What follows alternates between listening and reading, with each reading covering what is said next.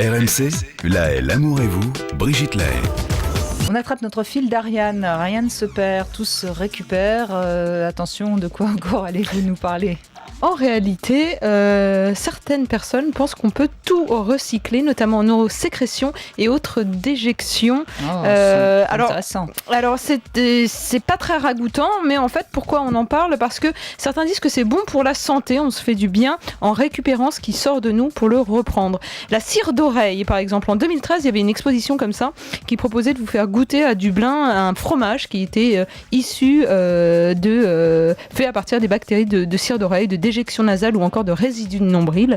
Il y a eu lait maternel, j'en avais parlé une fois, vous vous rappelez, des glaces faites à base de lait maternel. Oui. Et ça, c'était en Angleterre, ça a été arrêté parce que là, toute l'entreprise sanitaire locale avait interdit la vente de cela. L'urine aussi, on en avait parlé, en Allemagne, ils sont nombreux à en boire un verre le matin, disant que ça protège et renforce son système immunitaire. Le placenta, rappelez-vous également, certaines stars à une époque comme Kim Kardashian l'avaient fait, manger son placenta après l'accouchement parce que ça serait formidable, encore une fois, pour être plus résistant. C'est riche en toutes sortes de... Cela dit, il y a beaucoup de mammifères qui mangent le placenta. Hein, ça, voilà, mais je crois que si vous voulez, il faut faire attention à quelque chose, c'est de tout mélanger. Il y a à la fois du vrai et du totalement faux là-dedans. Le placenta, effectivement, est un constituant formidable et un reconstituant formidable pour le système immunitaire. L'urine, à travers la marolie ou l'urinothérapie, etc., peut éventuellement être utilisée. Ne jamais le faire sur des périodes longues, ne jamais le faire régulièrement et systématiquement. L'idée de fond, c'est simplement que lorsque quelqu'un est en fragilité ou est malade, par les outils, par les organes corporels par lesquels il élimine des choses, il perd des éléments essentiels. Et donc c'est à travers ça qu'on va chercher à le reconstituer. C'est-à-dire que les animaux ne boivent pas tout le temps leurs urines ou ne mangent pas tout le temps un certain nombre de leurs déjections, mais ils le font quand ils en ont besoin. C'est ça, parce qu'ils ont un instinct plus développé. Donc ça, il ne faut pas faire ça par soi-même et le faire régulièrement. On ne remange pas son vomi. On n'est pas obligé. Non, mais on peut, si on a le droit, mais on n'est pas obligé. Ah, je suis rassurée.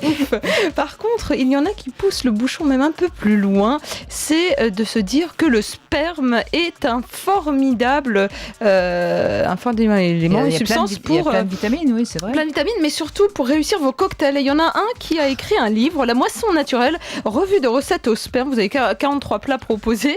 Et là, il a sorti son deuxième livre de recettes pour faire des cocktails à base de sperme. Vous avez des vidéos assez stupéfiantes sur la toile qui circulent. Et quand on interroge l'auteur en disant, écoutez, vous avez tout de même des idées un peu farfelues, c'est spontanément peut-être pas très ragoûtant de vouloir cuisiner ainsi, eh bien, il répond, les gens mangent toutes sortes de trucs bizarres. Les œufs sont la menstruation des poulets, le lait et la sécrétion mammaire des vaches, le sperme au moins il est frais et vous savez qui l'a produit. Et en effet, vous le disiez tout à l'heure, c'est riche en fructose, en protéines, en minéraux, en vitamines, B12, C, voilà. Et il y en a même, alors ça je sais pas si c'est vrai ou pas, j'ai pas assez enquêté là-dessus, qui dirait que le sperme serait capable de combattre les cellules cancéreuses. La spermidine agirait donc sur le corps en favorisant un processus d'autophagie qui détruit les cellules tumorales et permet au corps d'en produire des nouvelles cellules saines. Alors ça, en revanche, pour le sperme, je ne sais pas. Je sais que pour le placenta, il y a effectivement des praticiens, en France ils n'ont pas le droit, c'est interdit, mais dans un certain nombre de pays qui traitent les tumeurs cancéreuses en injectant directement dans la tumeur des extraits placentaires. Et que, parce que l'idée de fond, c'est que la tumeur, c'est en fait un fœtus désorganisé. C'est-à-dire une prolifération cellulaire où la différenciation ne se fait pas.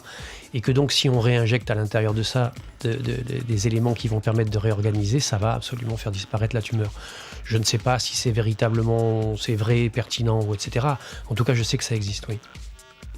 Bien, bon écoutez, faut peut-être quand même vérifier avant qu'il n'y ait pas de maladie d'infection sexuellement transmissible. Alors c'est pour ça qu'il recommande de le faire cuire, ça serait peut-être pas mal. De le faire cuire au préalable. Mais il perd ses vitamines.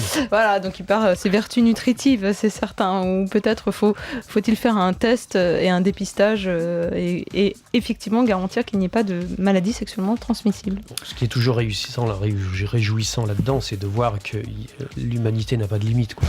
Oui, l'imagination humaine est sans limite. Bon, bon appétit, Ariane. Merci. On va se reprendre un petit peu là.